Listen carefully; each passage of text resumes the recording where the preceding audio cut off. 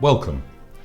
The Philippine government have asked me to give you some travel tips if you're thinking of travelling or settling in America, Canada, the United Kingdom, Australia, Europe, or in fact anywhere else in the world.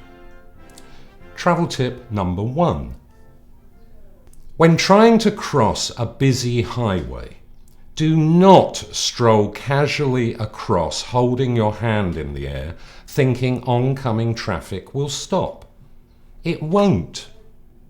When you go to an ATM machine, do not make multiple withdrawals with different cards.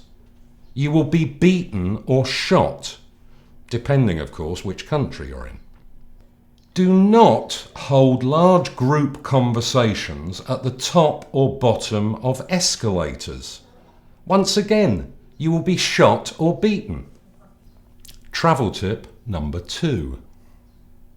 Filipino perfume is not a replacement for a bath. You're thinking of a shower. A shower is a replacement for a bath. When you go into your bathroom at your apartment or hotel, you will usually find a cubicle. In that cubicle, there is a spray device above head height. That's the shower. Do not bathe in the street. Just don't. Unless, of course, you happen to be a stunning 21-year-old, and then, of course, it's your call. If you urinate against a wall in public, you will be arrested. Pouring water on the floor or toilet seat does not make it clean. It just pisses off the next person who goes in there. Clean is where you walk across the floor barefoot without things sticking to the soles of your feet. Travel tip number 3. You cannot have someone murdered for 200 pesos or a few drinks, possibly with the exception of Texas. If you do murder someone, you should be aware that police forensics in the rest of the world is an advanced science. Owning a pair of rubber gloves and a roll of police do not cross tape does not make you a forensic expert. You cannot murder 58 people because you're not happy with the way you think they're going to vote in an election. You will be caught and arrested and called a serial killer. Travel tip number 4. If you have a degree from a Filipino university, the best thing you can do is this. Roll it up as tightly as possible,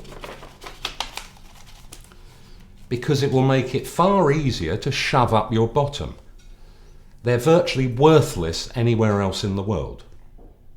Also, if you happen to be, for example, a qualified brain surgeon, you may have to set your sights slightly lower when looking for work. Perhaps a gardener. Travel tip number 5. You may be pleased to know that when you go shopping, shop assistants actually know what products they have in stock. Also, you will find when you go shopping that it's remarkably quick. Shop assistants rarely have to enter all the numbers from the barcode individually. Travel tip number 6. If you decide to rent a car, please remember the following rules. Flashing your headlights at a junction means that you're allowing the oncoming traffic to turn, not that you are driving through the junction regardless. The white line in the middle of the road is not a direction finder, so don't straddle it. Pick a lane and stay in it. Seatbelts are not a fashion accessory. The horn is a warning device and should be used as such. There are yellow indicators on most cars that can be operated very easily from the driving position. Having said that, they are usually used in conjunction with the rear view mirror. If you rent or buy a motorbike, remember they are for a maximum of 2 people and you must wear helmets. They are not designed to transport a family of 5. you will be arrested. If you rent a pickup truck, do not think it will be okay to put 10 plastic garden chairs on the back and transport your family. Again, you will be arrested. You will need a proper driving licence, not one you bought in a market. Oh, and some lessons on how to park your car would be useful as well. In car parks, they normally designate the parking spaces with a line either side. The idea is you park your vehicle between those lines.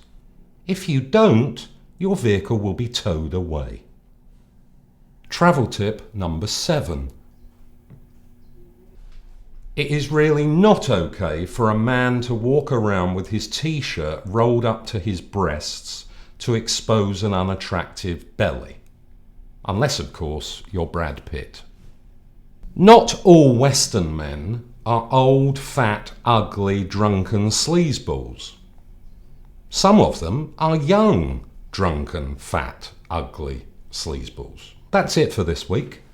Next week I'll be giving you more tips, especially if you're travelling to Cambodia, where for $10 you can get a bazooka and blow up a water buffalo.